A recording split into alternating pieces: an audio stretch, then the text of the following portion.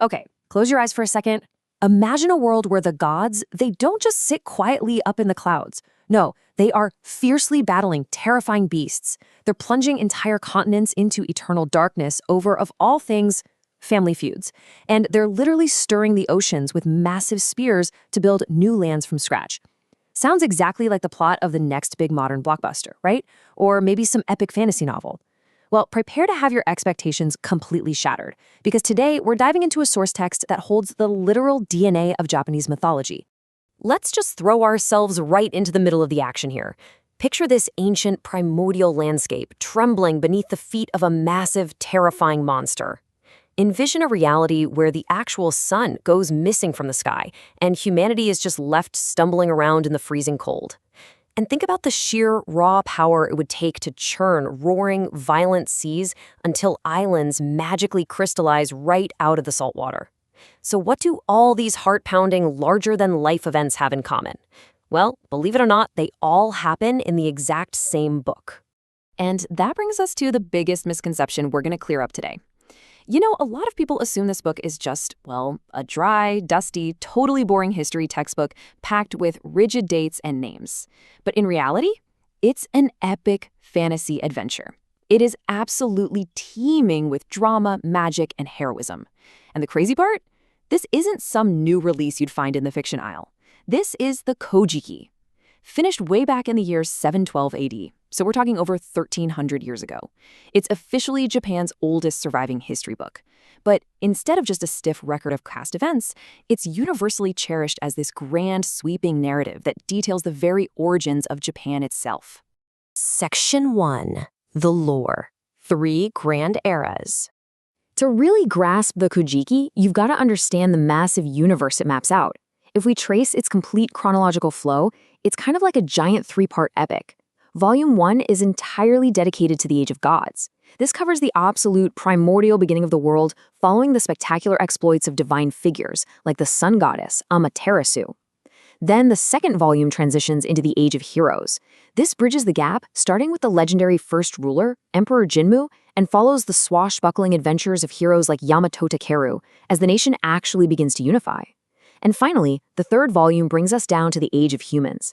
This descends into a much more grounded, realistic history centered around the emperors, leading right up to the era just before the famous Prince Shotoku.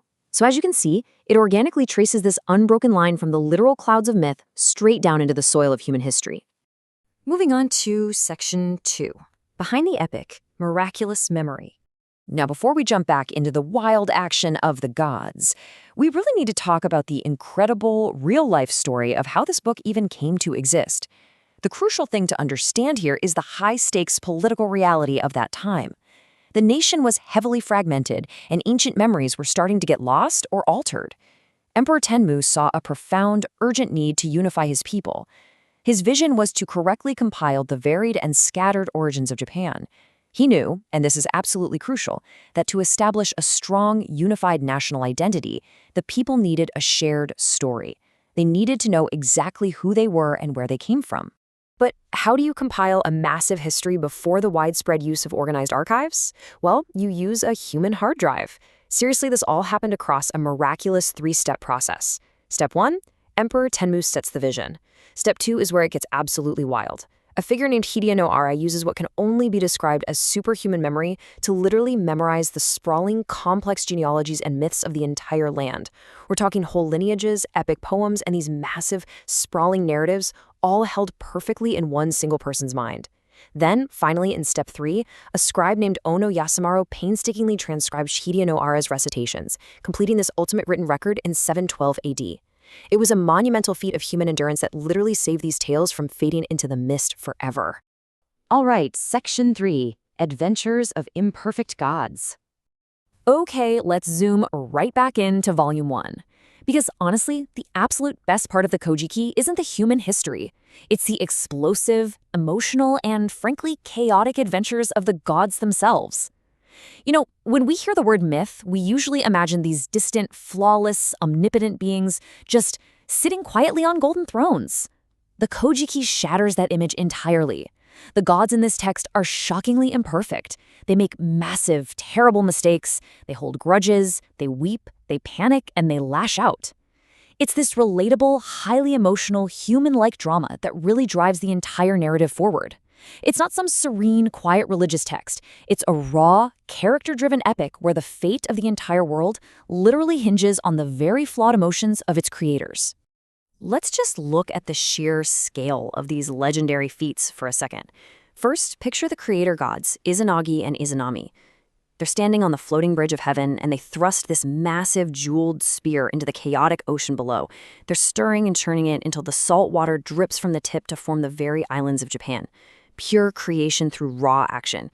But then, oh man, here comes the drama. The great sun goddess, Amaterasu, gets so terrified and heartbroken by her brother's violent, reckless behavior that she literally runs away and hides inside a rock cave. Think about the stakes here. With the sun goddess hidden away, the entire world is instantly plunged into a pitch-black apocalyptic darkness.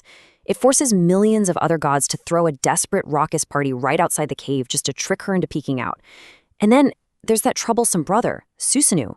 He gets exiled to Earth and ends up finding this old couple weeping because a massive, multi-headed, terrifying monster is coming to devour their last daughter. But Susanoo? He doesn't run. He sets a trap with incredibly strong liquor, waits for the beast to drink itself into a stupor, and then violently slays the giant monster in this legendary clash of swords and scales. I mean, this is ancient history, but it plays out exactly like the climax of a cinematic masterpiece. Section 4. Are roots connecting to today? So you might be thinking right now, okay, this is incredibly entertaining, but why does a 1,300-year-old text actually matter today?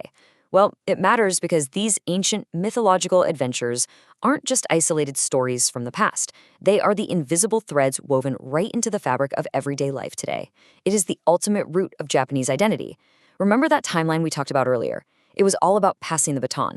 The gods pass the baton to the heroes, and the heroes pass it to the humans. The story explicitly links the spectacular, flawed deities of the ancient cosmos directly to the everyday people walking the earth. Think about it. Every modern fantasy trope of sword-wielding heroes battling giant serpents, every story of magic featuring deeply flawed, emotional characters in modern pop culture, anime and novels, it all traces its DNA right back to this exact text. It is the definitive story of how the land was born and the unbroken chain of people and spirits that carry it forward. We've really only just scratched the surface of this massive 1,300-year-old epic today. The Kojiki proves, without a doubt, that the greatest historical records aren't just dry lists of facts. They are gripping, highly emotional adventures that explain who we fundamentally are.